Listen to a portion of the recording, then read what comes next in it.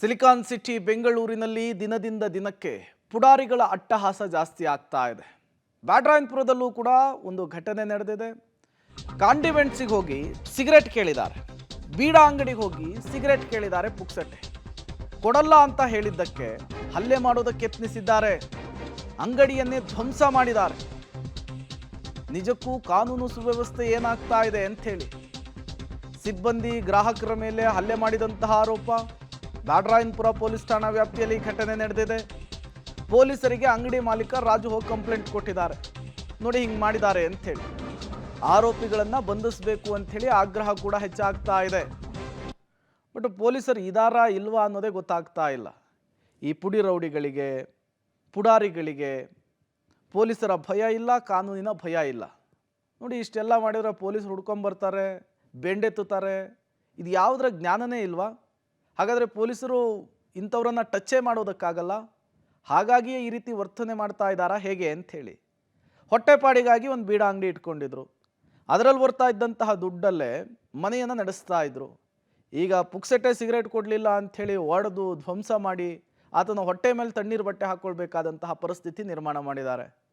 ಪೊಲೀಸರು ಯಾಕೆ ಮೀನಾಮೀಷ ಎಣಿಸ್ತಿದ್ದಾರೆ ಅಂತ ತತ್ಕ್ಷಣಕ್ಕೆ ಇಂತಹ ಪುಡಾರಿಗಳನ್ನು ಬೆಂಡೆತ್ತಿ ಮುಂದಿನ ದಿನಗಳಲ್ಲಿ ಈ ರೀತಿಯ ಘಟನೆಗಳಾಗಬಾರ್ದು, ಆ ರೀತಿಯ ಕ್ರಮವನ್ನು ತೆಗೆದುಕೊಳ್ಳುವ ಅವಶ್ಯಕತೆ ಇದೆ.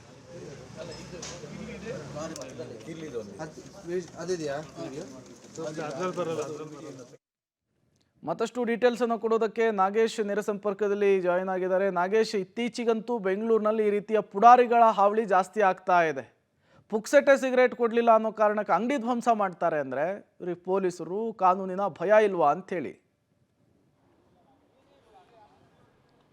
ಬೆಂಗಳೂರಿನಲ್ಲಿ ಈ ರೀತಿ ಘಟನೆಗಳು ಇದೇ ಮೊದಲೇನಲ್ಲ, ಇದೇ ರೀತಿ ಬೇರೆ ಬೇರೆ ಏರಿಯಾಗಳಲ್ಲಿ ಆಗಿರುವಂಥ ನಿದರ್ಶನಗಳು ಕೂಡ ಇರುವಂಥದ್ದು. ಅದೇ ರೀತಿ ನಿನ್ನೆ ರಾತ್ರಿ ಬೆಂಗಳೂರಿನ ಬ್ಯಾಟರಾಯನಪುರ ಪೊಲೀಸ್ ಠಾಣಾ ವ್ಯಾಪ್ತಿಯಲ್ಲಿ ಬರುವಂತಹ ಬೇಕರಿಗೆ ಕಿಡಿಗೇಡಿಯೊಬ್ಬ ಧ್ವಂಸ ಮಾಡಿರುವಂಥ ಘಟನೆ ನಡೆದಿರುವಂಥದ್ದು. ಕಾರಣ ಇಷ್ಟೇ, ಆತನಿಗೆ ಪುಕ್ಸಾಟೆಯಾಗಿ ಸಿಗರೇಟ್ ಕೊಡಲಿಲ್ಲ ಅನ್ನುವಂಥ ಒಂದೇ ಒಂದು ಕಾರಣಕ್ಕೆ ಕೋಪಗೊಂಡು ಆಗ ಕಾಂಡಿಮೆಂಟ್ಸ್ನಲ್ಲಿರುವಂಥ ಗ್ಲಾಸ್ಗಳನ್ನೆಲ್ಲವೂ ಕೂಡ ಪುಡಿ ಪುಡಿ ಮಾಡಿರುವಂಥ ಘಟನೆ ನಡೆದಿರುವಂಥದ್ದು. ಈಗಾಗಲೇ ಘಟನೆಗೆ ಸಂಬಂಧಪಟ್ಟಂತೆ ಬ್ಯಾಟರಾಯನಪುರ ಪೊಲೀಸ್ ಠಾಣೆಯಲ್ಲಿ ಒಂದು ದೂರು ಕೂಡ ದಾಖಲಾಗಿದೆ ಅನ್ನುವಂಥ ಮಾಹಿತಿಗಳು ಕೂಡ ಇರುವಂಥದ್ದು.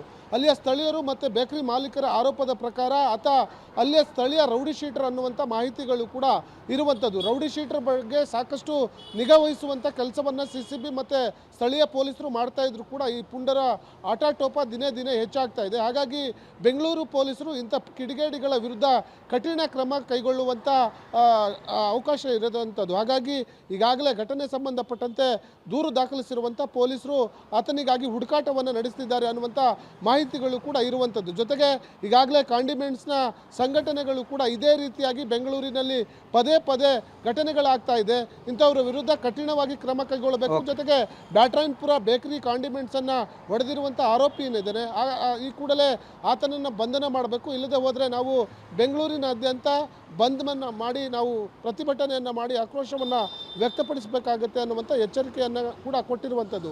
ಹಾಗಾಗಿ ಪೊಲೀಸರು ಈಗಾಗಲೇ ಆತನಿಗಾಗಿ ಹುಡುಕಾಟವನ್ನು ನಡೆಸುತ್ತಿದ್ದಾರೆ ಅನ್ನುವಂಥ ಮಾಹಿತಿಗಳು ಈಗ ಸದ್ಯಕ್ಕೆ ಇರುವಂಥದ್ದು. Prem, okay, thank you Nagesh ತಮ್ಮೆಲ್ಲ ಮಾಹಿತಿಗಾಗಿ. ಬೆಂಗಳೂರು ಪೊಲೀಸರು ಬಾಯ್ಬಿಟ್ರೆ ಹೇಳ್ತಾರೆ, ನಾವು ಪುಡಿ ರೌಡಿಗಳನ್ನು ಕಂಟ್ರೋಲಲ್ಲಿ ಇಟ್ಟಿದ್ದೀವಿ, ಆಗಾಗ ಅವ್ರಿಗೆ ಬೆಂಡೆತ್ತೋ ಕೆಲಸ ಮಾಡ್ತೀವಿ ಅಂಥೇಳಿ.